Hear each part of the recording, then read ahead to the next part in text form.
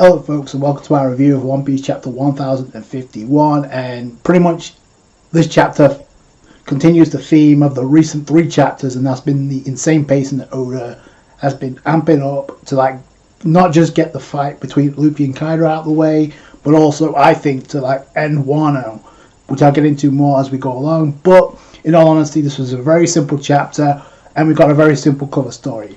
We got all four Thin Smokes walking through a hallway. Now I'm pretty sure that could very well be the similar hallway we saw Cracker and Brule in the previous chapter. So if that's the case, then we're pretty much closer than I thought to wrapping up this cover story. The compound cover story had a payoff with Chiffon and Lola reuniting with their father after all this time. I'm wondering what the payoff's going to be with the Thin Smokes escaping Whole Cake Island, assuming we get that without a conflict, because there's no guarantees yet. We don't know where Katakuri is. I'm pretty sure Oven has to show up.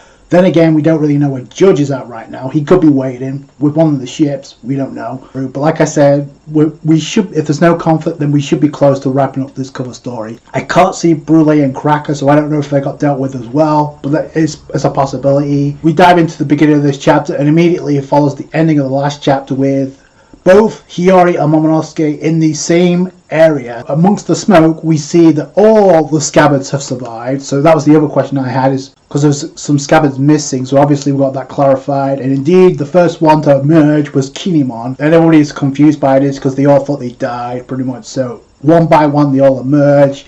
The most miraculous one to me, though, is Kiku being carried by Nekomamushi. So like I said in the previous chapter, and we also see Shinobu as well, it's an emotional chapter because obviously there's so much that the citizens of Wano have been put through, but so the Scabbards and the Kazuki clan. So now it comes to an end, it's official, and we see the reactions of everyone in Ringo, Hakamai, Kibi, Udon and Kuri, and of course Ebisu Town, which is the last, which makes sense because obviously they're the town of smiles. Yeah, it just puts the icing on the cake. So my other question is because where Onigashima landed was Luffy also in Udon, because it looked like Momonosuke was also there, right next to Luffy as he was laid out. I really thought we were going to get the fallout as to what went down before. We had like a time skip, a time jump, but no. And we get the Straw Hats behind us. We got all the Straw Hats together again. And this is probably one of the biggest parts of the chapter. A lot of people are going to be speculating about, because it's setting the seeds for Yamato to join the Straw Hats. But they're all saying, well, you're Kaido's son. What do you mean you're Kaido's? So this war isn't over yet. But then Yamato's like, I'm not your enemy. I've been following your exploits for years, for ages. Yamato says, I'll be sailing with you from now on. I go by Kusuki Oden, but you can call me Yamato, and nice to meet you. But the thing, okay, so Luffy hasn't confirmed that, but the fact that Yamato's saying that, okay, Oda wouldn't tease that for no reason. So I don't know if it's going to happen, but I just want to point that out. Also, I did find it interesting, everyone except Robin and Jinbei have an expression. In fact, I didn't see Robin at first. I had to look back a chapter again. You can clearly see her in the background, which is interesting. We don't get her facial reaction to this. We see Jinbei like, okay, we need to get confirmation from the captain before I'm convinced, but Yamato's like, fair enough. So Yamato's very confident that Luffy will change his mind and accept Yamato to join the Straw Hats.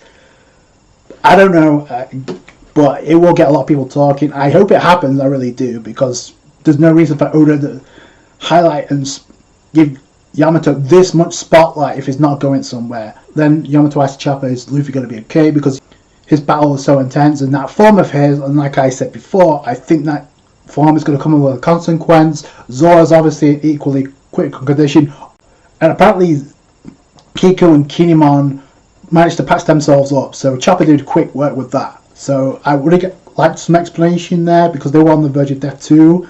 Also, we don't get anything related to Izo as well, because he was also on the brink of death. Izo was the one that trusted Usopp to carry Kiku and Kinemon to safety, so I wonder what's going to go on with that. But you see two subordinates, and Yamato immediately catches this and like, you're not going to run off. So, and then Jinbei's the one that says, okay, it doesn't seem like an enemy at any rate. So little by little, Sanji's obviously happy about this, but it's good. In the end of the day, it's going to come to Luffy and Oda whether or not this actually happens. Then this chapter focuses on Tama and her backstory, and actually gives Speed some development here, because Usopp asked the question, what's going to happen with all the gifters that you've used with your Kibi Dongo, which is actually a pretty good question, which I had 2 chapters ago, because I thought it was going to be the water that Jinbei and Raizo teamed up to use that was going to actually wash away the effects, but no, it turns out the effects go away after an hour. So that's interesting. We didn't know that before. The animals usually go back to normal afterwards, but some stay tamed. She's given the free will back. She's allowing them to make the choice. Speed makes the choice, like, I want to be beside you. Tama's the one, I'd love it if you stayed with me, not as my servant, but I'd rather think of you as my mother. And that just, Nami's reaction is like, okay, whoa. Pretty much that motherly role to Tama throughout this entire arc. At least Wano at 3.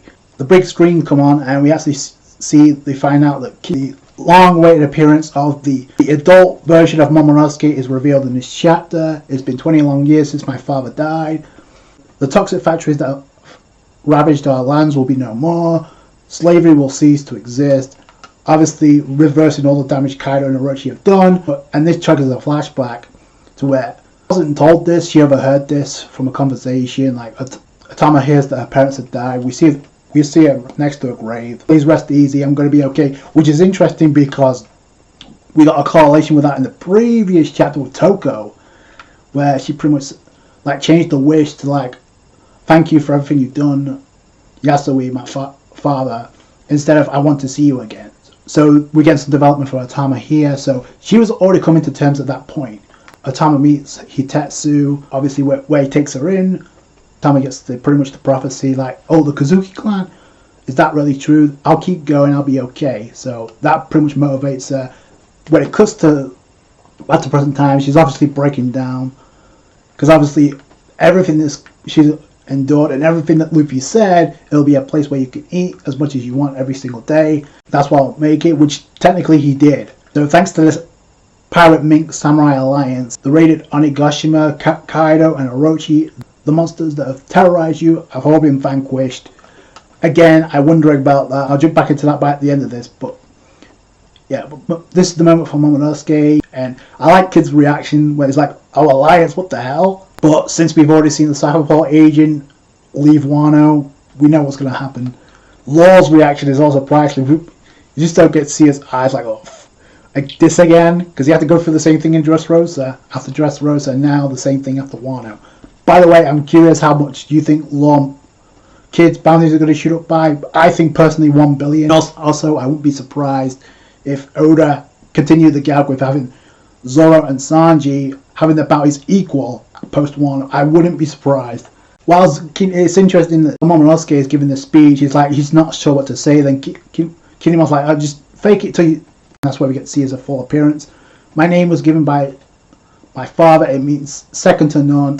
Wano will be led by me, Kazuki, Momonosuke, and we get everybody's reaction to this, including Kinemon, Hiyori, Komatsu, and Denjiro. Obviously, Momonosuke looking exactly like his pops. The new Shogun has stepped up in Momonosuke. I don't know why it was speculated, why it was up for debate. Like, there's some people that thought Hiyori might take over that position as an interim until Momonosuke was prepared. But let's be honest here. After Hiyori, in my opinion, got shafted and should have been the one to kill Orochi, didn't get that. What made you think that she was going to be the Shogun until Momonosuke is ready to step in? There's no point in making Momonosuke an adult if that's not going to happen. Everybody's reaction, the Straw Hats, a new era has ushered in Wano. But again, I have to say, Oda with the pacing, very simple, straightforward chapter. No reference to Kaido or Big Mom. We still don't know what happened to them. I have a gut feeling because I don't think Kaido's going to get back up and continue round 5 with Luffy. That's not going to happen just because of the pacing. There's no point. And the only reason I say there has to be something else with Kaido is because Luffy stated that he was going to force Kaido off of Wano. So unless that volcano erupts and sends him off Onigashima, off Wano, that hasn't happened yet. Unless he leaves by choice and he survives. So that's the only 2 things that can happen right now involving Kaido. I don't expect him to get up and wreaking havoc because Luffy already proved him wrong. So that's going to do something to his character. We need to get that moment in order to solidify Kaido as a character. The same thing with Big Mom. Obviously, she has a connection with Elbaf, so we'll have to wait and see what happens with her. If the Big Mom Pirates, and I stated this many times, why they haven't showed up, but maybe they did off screen to like get Big Mom away from Wano, so maybe we'll see her again back in Elbaf. I guess the biggest question now is what happens with the Yonko, the two Yonko. We know what's going to happen next because now the proceedings, the ceremony for Momonosuke, that plot boy's been wrapped up.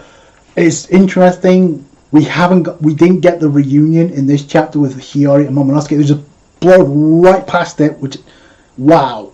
Hiyori is crying, so I thought that was kind of a missed opportunity. But again, Oda did the same thing with Izo and Kiku in the manga, and then the anime expanded upon that and did a much better job with that episode. So I wonder if it's going to be the similar thing here with Hiyori and Momonosuke, because wow, did they blow right past that unless we get that unless we get a flashback to that. And I hate to say that, but I only say that because like with Hiyori being the one to kill Orochi, that was hyped up since Wano Act 2, and now that's going to be swept aside. It makes me feel like Oda has a schedule to like wrap this up before a certain amount of time, which leads me into my final point to wrap up this review, and that is pretty much the visual that we got promoting One Piece Film Red. We know it's going to come out August 6th, which is literally now we're in June. It's literally 2 months away. My guarantee was that I think it's pretty safe to assume that Wano is going to end before August, before the movie premieres, which I think that's pretty much a safe bet at this point.